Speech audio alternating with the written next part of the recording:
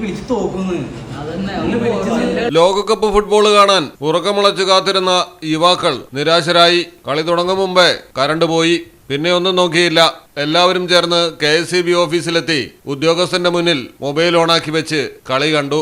ഈ രീതിയിൽ current cut തുടരാനാണ് ഭാവമെങ്കിൽ തുടർന്നുള്ള ദിവസങ്ങളിൽ കുടുംബാംഗങ്ങൾ സഹിതം വൻ ജനാവലിയുമായി എത്തി ഈ വിധം കളി കാണുമെന്നും യുവാക്കൾ മുന്നറിയിപ്പ് നൽകി. പിടിച്ചും മെനക്കെടും ആൾക്കാർ വീട്ടിലൊക്കെ TV-യിൽ ആൾക്കാർ ഫുട്ബോൾ കാണുന്ന സമയത്ത് ഈ സമയത്ത് നിങ്ങൾ ഇത് ചെയ്യേണ്ട കാര്യം നിങ്ങൾക്ക് 6 to 12 സമയം ഉണ്ടായില്ലെന്ന് നിങ്ങൾ ആൾക്കാരെ ബുദ്ധിമുട്ടിരിക്കുന്നതിനാ.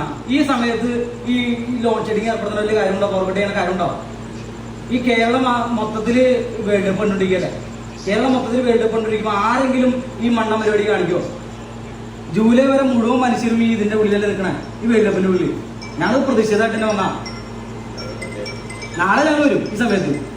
എല്ലാ ദിവസവും ഞങ്ങളുടെ കളി KSEB-യിൽ നമുക്ക് എല്ലാവർക്കും ഒരുമിച്ചിരുന്ന് കേട്ടോ പറയാം. നമുക്ക് എല്ലാവർക്കും ഒരുമിച്ചിരുന്നതിന് ഒരു കളി കാണാം.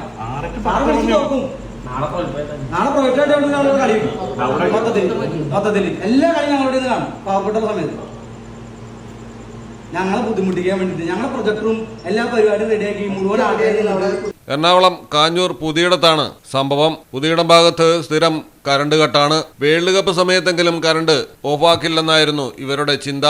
എന്നാൽ പതിവ് പോലെ കറണ്ട് കട്ടുണ്ടായി. ഇതോടെ യുവാക്കൾ കൂട്ടം ചേർന്ന് പ്രതിഷേധവുമായി KSEB ഓഫീസിലെത്തി മൊബൈൽ വെച്ച് കളി കാണുകയായിരുന്നു. ഇത്തവണ മഴയ്ക്ക് കുറവുള്ളത് കാരണം ജലദൗർലഭ്യം മൂലം വൈദ്യുതി നിയന്ത്രണം വേണ്ടിവരുമെന്ന് തന്നെയാണ് വിദഗ്ധർ വിലയിരുത്തുന്നത്.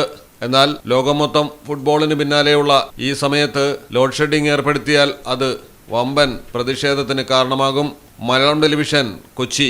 In the heart of Malappuram, with traditions weave seamlessly into modernity, KMT tells a story of unity.